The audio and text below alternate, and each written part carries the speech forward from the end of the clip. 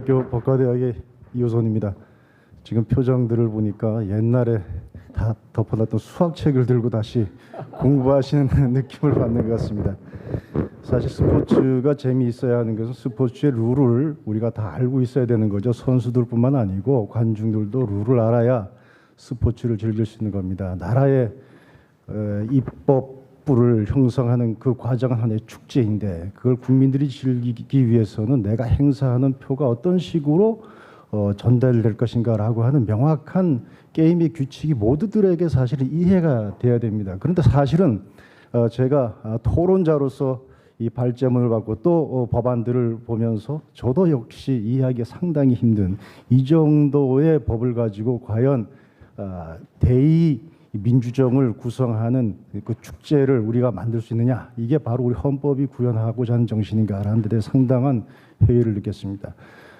나머지 뭐 굉장히 그 디테일한 내용들은 우리 임선필 교수님하고 우리 김영민 그 평론가님께서 토론을 잘 해주실 줄로 믿고, 저는 그동안에 좀 이렇게 잘 짚고 넘어가지 않았던 것 하나를 좀 말씀드리고자 합니다.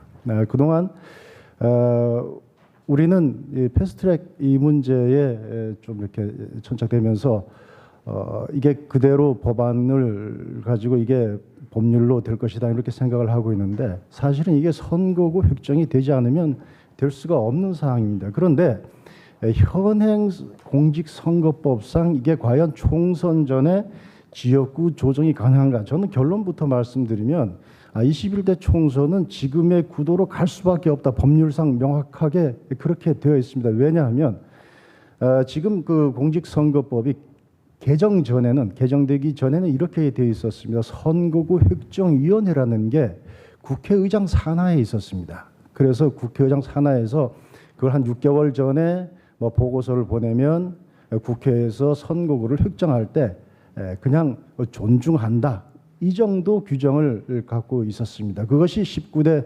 총선까지였습니다. 그렇다고 하면 우리가 쭉 봐왔듯이 총선에 임박해서 지역구를 그때 가서 부랴부랴 획정해서 선거를 치렀던 경험들을 다 알고 있습니다. 그래서 그 정치적인 비난은 우리가 했지만은 사실은 법적으로는 큰 하자가 없었습니다. 그런데 19대 국회에서 이 20대 총선을 앞두고 이 법을 개정을 했습니다. 그 개정한 내용이 지금까지 그대로 이어지고 있는데, 어떤 내용이냐 하면 국회의장에게 두었던 선거구 획정위원회를 따로 떼어서 중앙선관위의 독립기관으로 두도록 했습니다. 그리고 선거구 획정안은 13개월 전에 국회로 보내도록 되어 있습니다.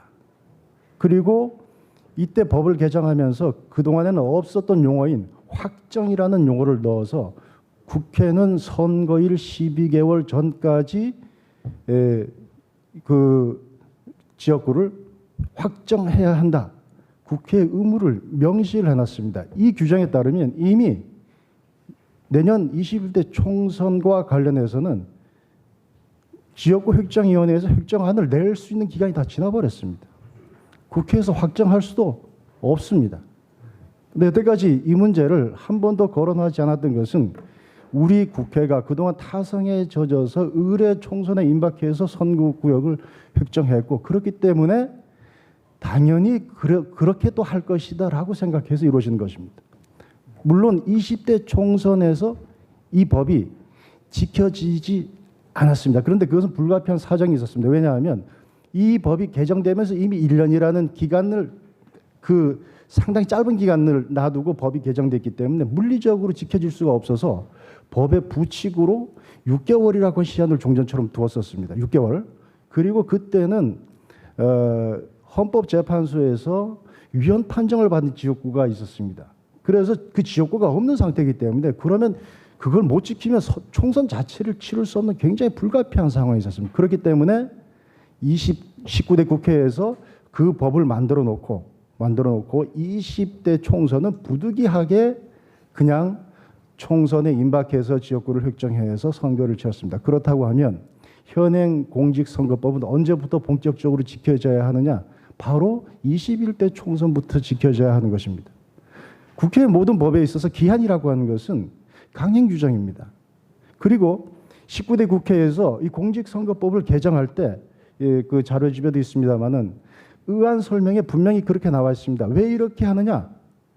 그동안 선거교육청이 지연됨에 따라서 여러 가지 선거관리 사무에 어려움도 있고 또 지역구에 입후보해서 정치하려고 하는 분들의 활동을 제약하는 측면도 있고 여러 가지 불확실한 게 있기 때문에 아예 국회에 선거일 12일 전에 선거구를 확정해야 한다. 이렇게 딱 못 박아놓고 혹시라도 그게 못 지켜질까 봐 선거구 획정위원회에 대해서는 13개월 전에 반드시 보고서를 보내도록 되어 있고 그 보고서에 문제가 있으면 딱 한 번에 걸쳐서 이의를 하도록 되어 있습니다. 한 번에 걸쳐서 이의를 하고 그 이의가 있으면 선거결정위원회에서는 그걸 10일 내에 수정안을 내도록 되어 있습니다. 그리고 그걸 받은 국회에서는 수정 동의 없이 바로 표결 처리만 하도록 되어 있습니다. 이 모든 법의 취지를 보면 물리 해석이나 목적론 쪽 해석을 보면 국회는 선거일 12개월 전까지는 지역구를 확정을 해야 됩니다.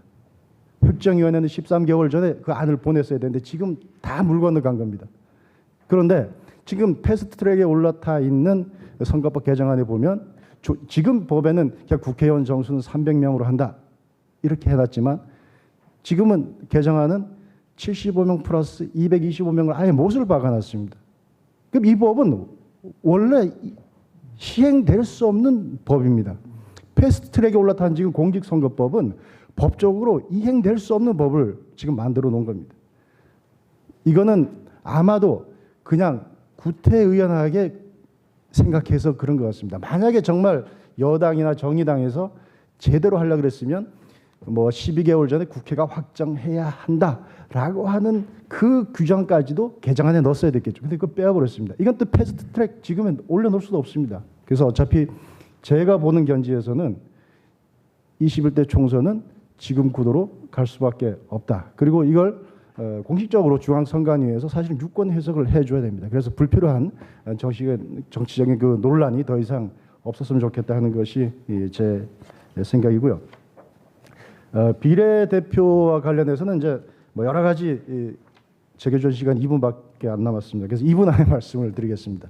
우리가 선거라고 하는 것이 무엇입니까? 사실은 대통령제 하에서 비례대표제를 채택하고 있는 우리 미국 같은 경우에는 대통령제면서 비례대표가 없습니다.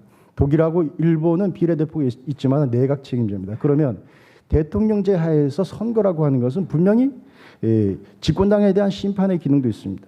그런데 아까 우리 발자께서 여러 가지 계산을 해줬습니다만 국민들이 아무리 표심으로 야당에 대해서 야당이 더 잘해봐라. 그리고 집권당 잘못했다. 이렇게 해서 과반의 표를 몰아준다 하더라도 실제로 의석에서 과반이 안 되고 제3당, 제4당이 그걸 나눠간다 그러면 결국은 이 타겟이 불분명해진 것이죠. 대통령제 하에서 집권당에 대한 중간 평가적인 성격을 갖고 있는 이 선거의 기능을 완전히 말살시키는 것이다. 과연 이게 헌법 정신에 맞느냐. 그리고 비례대표제를 이제 주장하시는 분들은 이게 사표가 많다고 얘기를 합니다. 그러면 대통령 선거에서 51%의 표를 가져가고 49%로 패배한 쪽에 부통령 시킵니까? 내각 구성권을 줍니까? 아니잖아요. 어떤 그 투표에서는 사표가 있기 마련인데 그 사표를 걱정해서 비례대표를 둬야 된다. 그리고 비례대표제 물론 장점도 많이 뭐 있는 걸로 알려져 있습니다만은 우리나라 죄송합니다. 우리나라 토양상 귤이 회수를 넘으면 탱자가 된다고 비례대표 다 넘어오면 사실은 그 도입 단계에서부터 굉장히 불손합니다. 예컨대 뭐 정의당이 이걸 주도했습니다만 정의당과 비슷한 진보 소규모 정당들이 있습니다. 그런 데서 추구하는 게 야 봉쇄정 아까 그 3% 정도 득표를 해야만 비례 의석을 가져갈 수 있는데 그거 없애라 그랬는데 그거 안 없앱니다. 그건 뭐냐? 자기도 불순한 의도를 그대로 갖고 있는 진보 세력을 자기 휘하로 놓겠다고 하는 불순한 의도를 그대로 갖고 있는 겁니다. 그리고 비례대표가 갖고 있는 장점 그런 것들은 반드시 비례대표를 통해서만 할 수 있냐 그건 아닙니다. 예컨대 전문성을 살린다? 전문성을 살리는 것은 우리나라는 국회 입법뿐만 아니라 정부 입법이 있습니다. 정부 입법이야말로 그 관료들 최고의 전문가들입니다. 그리고 얼마든지 자문위원들을 활용을 해서 입법의 전문성 살릴 수가 있죠. 현장성 살릴 수가 있습니다. 그리고 뭐 장애인, 뭐 여성, 뭐 이렇게 취약계층에 대한 제도권 진입이 목적이라고 한다 그러면 우리나라 정치 지형상 분명히 뭐 막대기만 꽂아놔도 당선될 수 있는 곳이 사실 있습니다. 부끄럽지만 그러면 그런데 공천하면 되는 겁니다. 그런데 공천해서 몇 명이 나오면 되는 것이고 또 현실적으로 보면 지금 비례대표로 와서 제가 알람을 맞춰 죄송합니다. 네. 아유 이게 어떻게 소리 있어요? 네. 그래서 비례대표제를 통해서 달성하려고 하는 장점들은 다른 것으로 얼마든지 가능하다는 것이죠. 예컨대 뭐 정치에 참여한다 그러면 주민 소환이라든지 주민 투표, 주민 발언, 현재 이런 제도들을 강화함으로써 국민들이 얼마든지 이 의정에 참여할 수 있는 길이 있단 말이죠. 그렇기 때문에 아까 그 서두에서 어떤 분이 그 말씀을 하셨는데 이 지금 비례대표 하시는 분의 상당수가 조경태 의원께서 말씀하셨습니다. 다음 지역구에 나가십니다. 그 지역구 공천을 받기 위해서 활동을 하시기 때문에 사실 의정 활동을 보면 상임위 출석률에서 지역구 의원이나 비례대표 의원이나 차이가 없습니다. 오히려 법안을 발의해서 가결된 숫자는 지역구 의원들이 더 많습니다. 이런 상태에서 비례대표제라고 하는 것은 과연 한국적인 현실에서는 회수를 넘어온 탱자다. 저는 개인적으로 생각합니다. 어쨌든 이번 21대 총선 같은 경우에서는 헌법상의 이 비례대표 시행을 전제로 한 규정들이 있고 또 공직선거법상 선거구 획정에 관한 그 개정이 사실상 물리적으로 불가능하다. 이런 점에서 21대 총선은 뭐 그대로 치르고 그 다음에 정말 비례대표 폐지 또 다른 걸로 긍정적인 면으로 전환하는 문제를 적극적으로 검토했으면 좋겠다. 이런 생각입니다. 감사합니다.